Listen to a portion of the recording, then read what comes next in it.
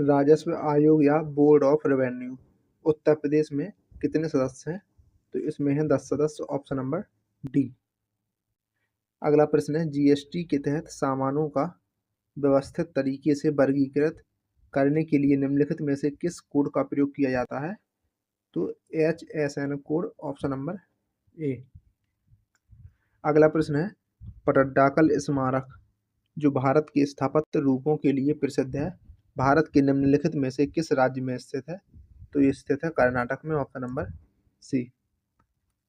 पाकिस्तान के लड़काना जिले में सिंधु नदी के तट पर स्थित सिंधु घाटी सभ्यता का एक प्रमुख शहर निम्नलिखित में से कौन सा है? तो वो है मोहनजोदड़ो, ऑप्शन नंबर ए। अगला प्रश्न है कि भारतीय कृषि अनुसंधान संस्थान पूसा का मुख्यालय कहाँ पर स्थित है? तो यह है नई दिल्ली में, ऑप्शन नंबर ए। वस्त्र अनुसंधान संस्थान है अहमदाबाद में, चावल अनुसंधान संस्थान है कटक में, चमड़ा अनुसंधान संस्थान है चेन्नई में और केंद्रीय वन अनुसंधान संस्थान है देहरादून में। अगला प्रश्न है कि निम्नलिखित में से कौन सी पुस्तक रोहिंटन मिस्त्री के द्वारा लिखी गई थी? तो a fine balance, option number D. 1995 में यह पुस्तक प्रकाशित हुई थी। मानवाधिकार के लिए संयुक्त राष्ट्र के उच्चायुक्त कार्यालय में आर्थिक, सामाजिक और सांस्कृतिक अधिकारों की समिति में कितने सदस्य हैं? तो 18, ऑप्शन नंबर सी। अगला प्रश्न है कि भारत सरकार का अधिकृत निकाय एपीईडीए कृषि क्षेत्र के निम्नलिखित में से किस पक्ष से संबंधित है? तो प्रसंस्कृत खाद्य उत्पादों का निर्यात, ऑप्शन नंबर सी। इसकी स्थापना हुई थी 13 फरवरी 1986 को। निम्नलिखित में से किस तारीख को विश्व मस्तिष्क ट्यूमर दिवस के रूप में मनाया जाता है? तो वो है 8 जून, ऑप्शन नंबर डी।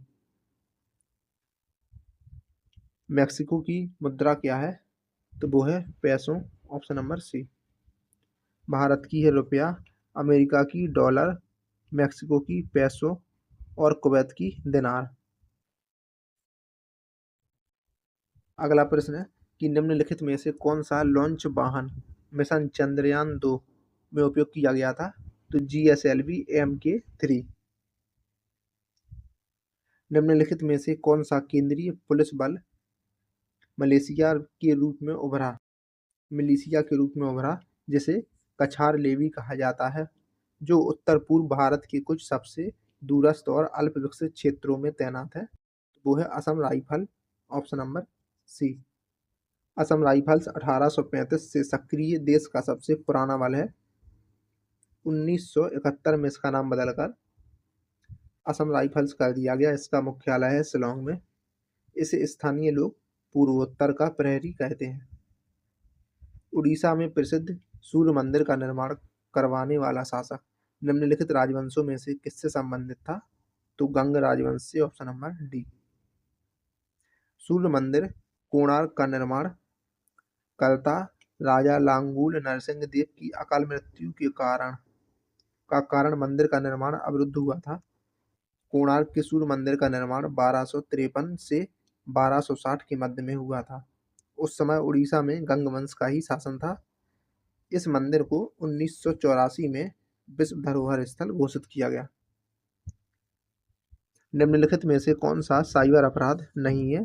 तो वो है बिना अनुमति के कॉपीराइट सामग्री कॉपी करना, ऑप्शन नंबर डी। अगला प्रश्न है कि भारत में मानव अधिकार संरक्षण अधिनियम कब लागू हुआ था? तो वर्ष 1993 में, ऑप्शन नंबर सी। निम्नलिखित में से कौन सा रोग बैक्टीरिया के कारण होता है? तो वो है pneumonia, option number B.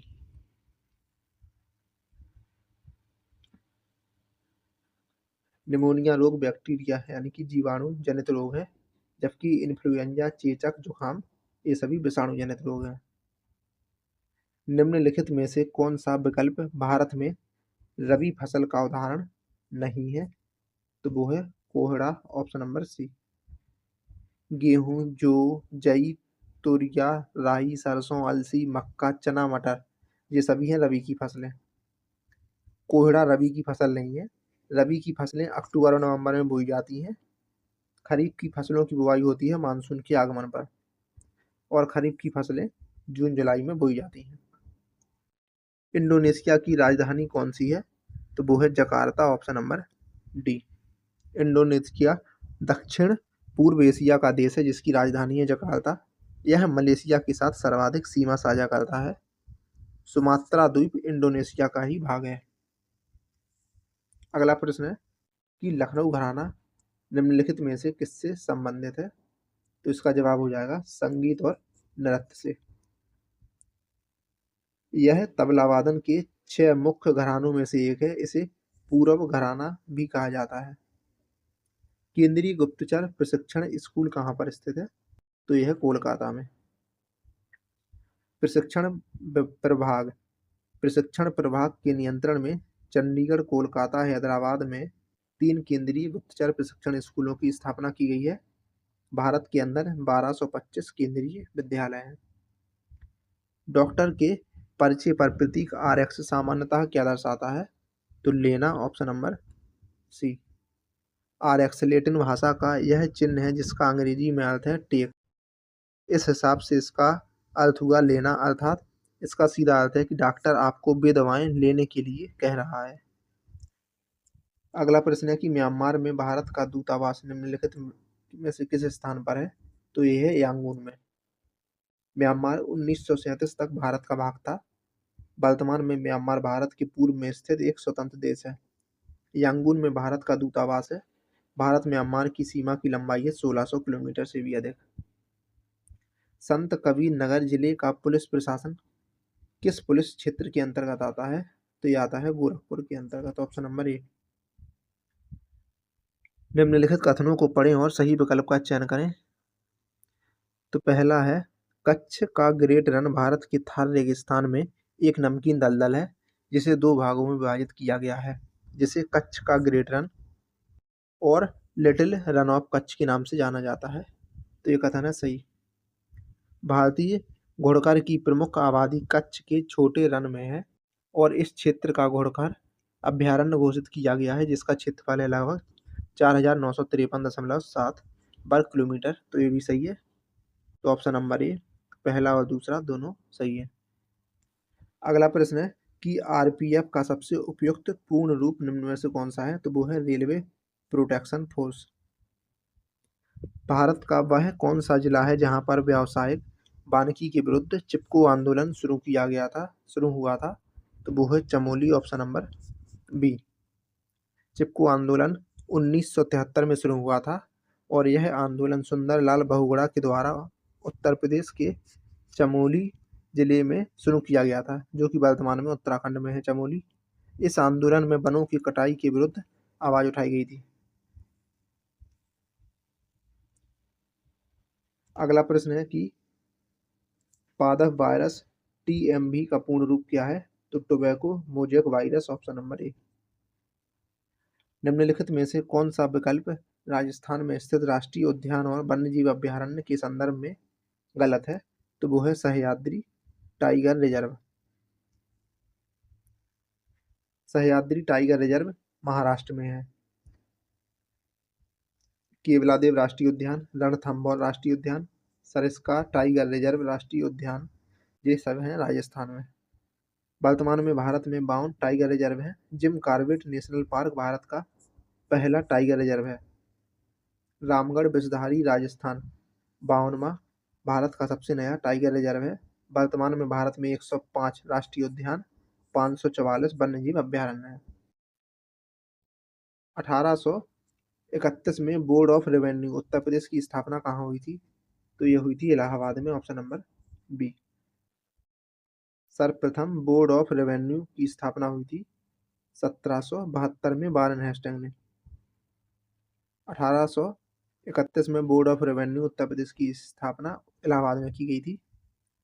Board of revenue Uttar Pradesh में वर्तमान में 4 सदस्य हैं। डोलू कुनीथा भारत का किस राज्य का लोक नृत्य है? तो यह है कर्नाटक का। कथक है उत्तर प्रदेश का। निम्नलिखित में से कौन सी कल्पना चावला की जीवनी है और जॉन पियर हैरिसन के द्वारा लिखी गई? तो edge of time option number A.